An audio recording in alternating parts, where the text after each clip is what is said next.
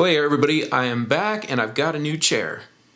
I'm not here to talk about the chair right now, but I am here to talk about putting together an affordable video studio. It's a project that I've been working on recently, and a lot of the equipment featured in here is a lot of equipment that I either will be or have reviewed on the channel. So if you have any questions about that, leave them in the comments, but I want to take you on this little tour of the studio and just kind of go through some of the thought process that went into it. So if you're looking at putting together a dedicated video studio, hopefully maybe this has some pointers and some tips that you may not have thought about. So let's get into it. I'll come back with some closing remarks right after this.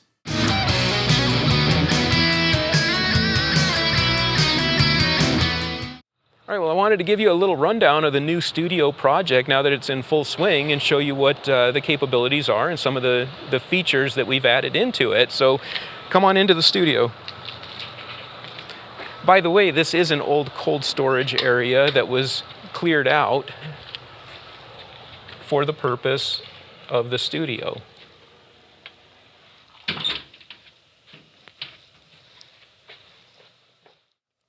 Okay, so the specs of the room are 20 feet by 20 feet. The walls are all insulated, and that's to help control sound. The ceiling is 9 foot tall, and that puts the ceiling grid at about 8 feet, which helps to control. It doesn't feel cramped. Anybody can walk under it, and it gives you plenty of connection points to move things around and keep things mobile. And you'll notice that through this little orientation video, you'll notice a big theme about keeping things mobile and being able to be flexible in the studio space. So again, back to the green screen wall, there's no texture.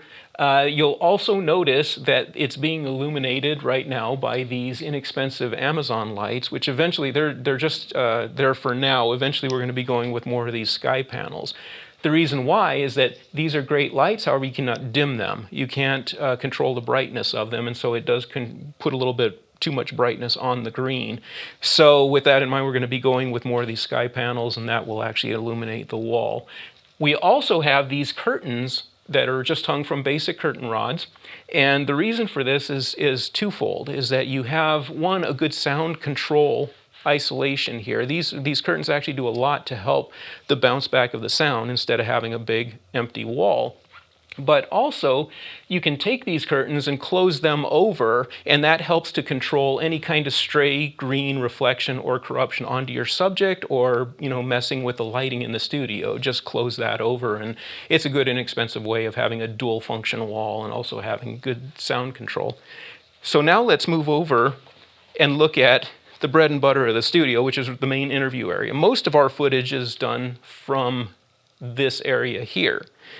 And you can see there's 2 chairs. We have 2 microphones set up. These are the Audio-Technica AT875R microphones.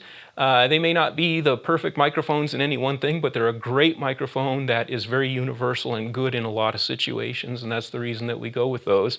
And the other walls in the studio, you'll notice that the way this is set up, all these walls are the same as the green screen. There's no texture, and the paint is very matte. There's no sheen on any of these walls. So it's very neutral, no texture, and the purpose of that is so that we can get different lighting effects and do different things with lighting without having to worry about those extra hindrances of dealing with textured walls or sheens of paint affecting the colors that we're looking at.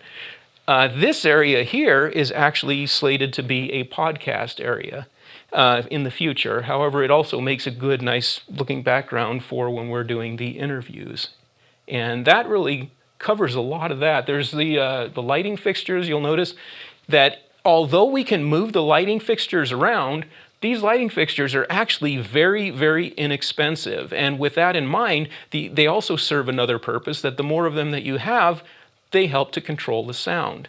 And so with all these extra little features, the curtains, the extra lighting fixtures, part of the reason for doing that is so that we don't have to put acoustic paneling on the walls or anything. It helps, having these items there does a lot to break up the sound and control a lot of that. If we move over to this area, we have our workstation area, and you'll notice we have a small isolation booth here, and this is all portable, but it's connected to a microphone that is connected into the PC, and then we just use Audacity for using voiceover work for narrations and things like that.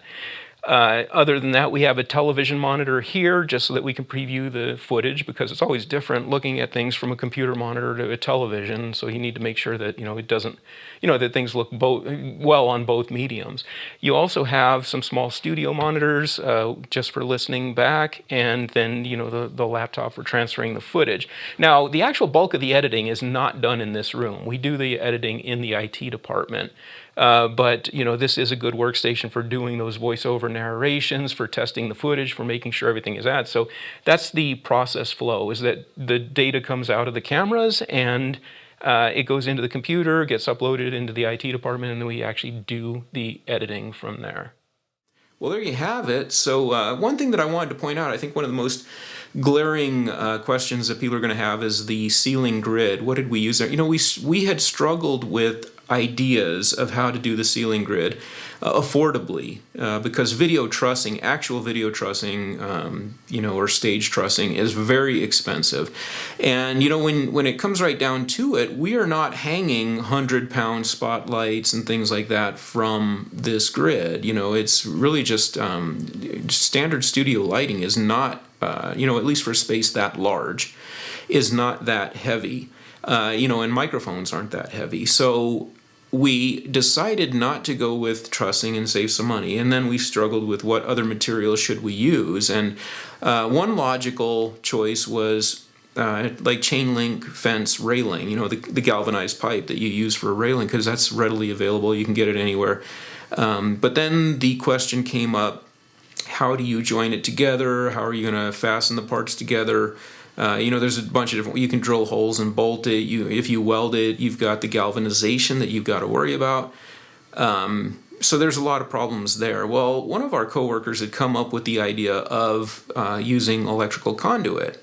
And then he was able to find these fittings that made it very easy to join it to the ceiling joists and fasten the whole thing together. And so it went together very quickly, and it turned out to be pretty good. I was a little skeptical about the strength it was going to have. Worried that if I put any leverage from, a cantilever from a microphone or something on there, and that it might twist, but it hasn't. It's actually held up very well, and I'm pretty impressed with how well it did work. I would rather have something of a wider diameter to hang things on, because that makes, when you're twisting down those super clamps, it gives you a little bit more bite and seems to be a little bit more sure of a grip. But it seems like the electrical conduit, it does work. You do have to torque down on your clamps a little bit more, but it works out pretty well, and it gives you a good basis to run cables through, wrap things around, hang things from. Fantastic idea. It turned out to be a good idea. So anyway, if you got any questions, like I said, a lot of the equipment in this studio I either have reviewed or will review on my channel. But, if you got any questions about anything else or any of the thought process that went behind it, contributions that you might be able to make as far as how to make the studio flow better, let me know.